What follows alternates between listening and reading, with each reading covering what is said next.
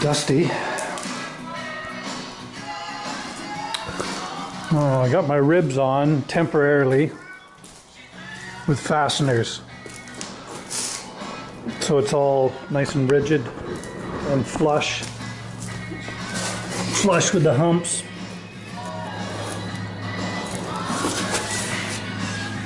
So I'll take one out at a time and take the drill.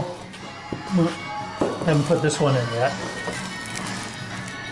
Take the drill in there, drill it or sharpen it so it's really on a flat angle, just to take the paint off, or my die grinder between the two.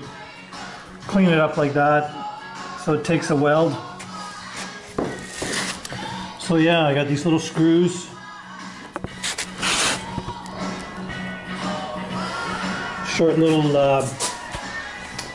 I forgot the term for them. They're like a stovepipe screw, a nice big flat head on them. And I'll take one out at a time as I go along. Spot weld it. And then I'm going to take the take some 150 grit to it, sand it all, etch it, and then go over with a gravel guard or undercoating. I got one here.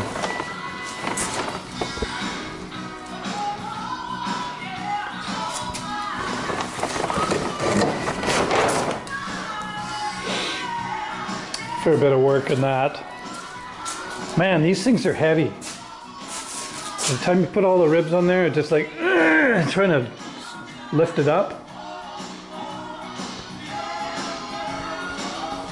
So if you were to run your truck without a box on the back, just a flat deck, you know, maybe made out of wood, you'd probably gain 2-3 miles per gallon. But hey, who cares about the mileage?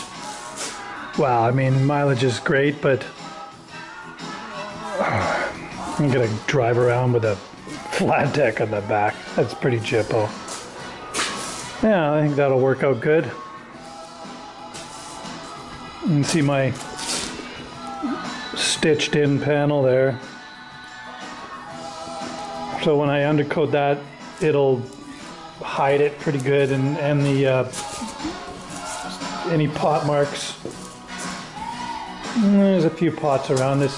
This rib here is pretty potty, just in this one area, and it gets good. A little weld in that area there. It hadn't gone through yet, but it was getting pretty thin. A couple of deep pots, so I welded in new metal there. And in previous videos, I've noted that I beefed these 3 ribs up here, because these are replacement ribs. These 3 guys here. And I beefed it up with a channel. And inch and a quarter, no, inch and a half inch square tubing, whatever you call it. Technically, I'm not sure. And that'll be beefy for compression. When the bolt goes through, it's going to compress. And it'll be compressing up against that box iron, I think it's called. So, with that box iron in place, it seals off this cavity inside here, right? There's a cavity. And now that I have that box iron in place, it's blocking this section off in the middle. So I've had to put a drain in the middle section here. And I'll finish caulking it there with seam sealer. So in the event of over time water gets in there, it'll be able to drain out, and then all these little lower ribs are going to get all caulked too, but it's not going to be 100% waterproof. That's why I decided to put a drain in there. And I'll have to rig up a cap. I want to cap this section right off right here and leave this open. So it's all sealed with seam sealer in there. That's there to stay for many years. The amount of mileage this truck's going to get on it.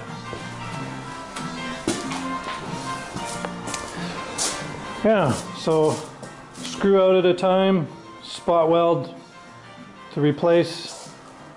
That way it keeps it all nice and rigid. All right. Get this last rib in.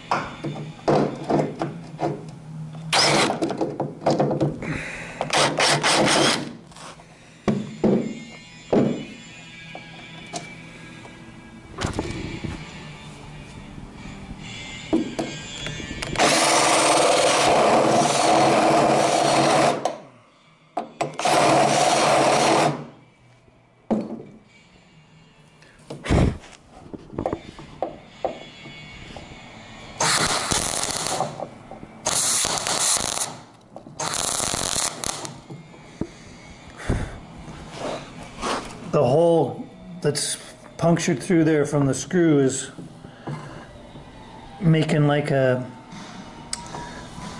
good place for the weld to go.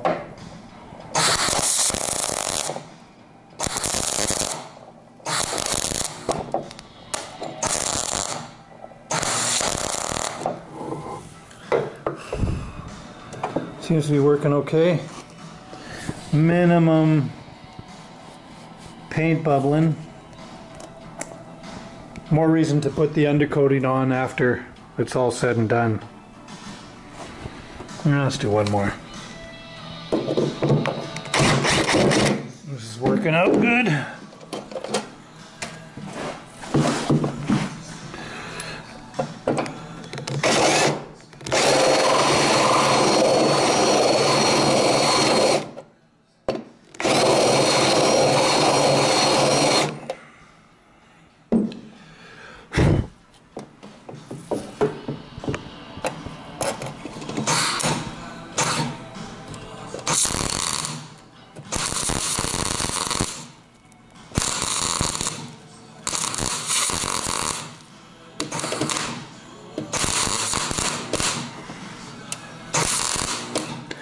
Need two hands. One to steady it.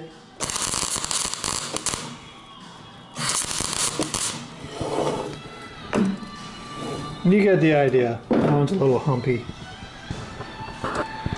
Okay.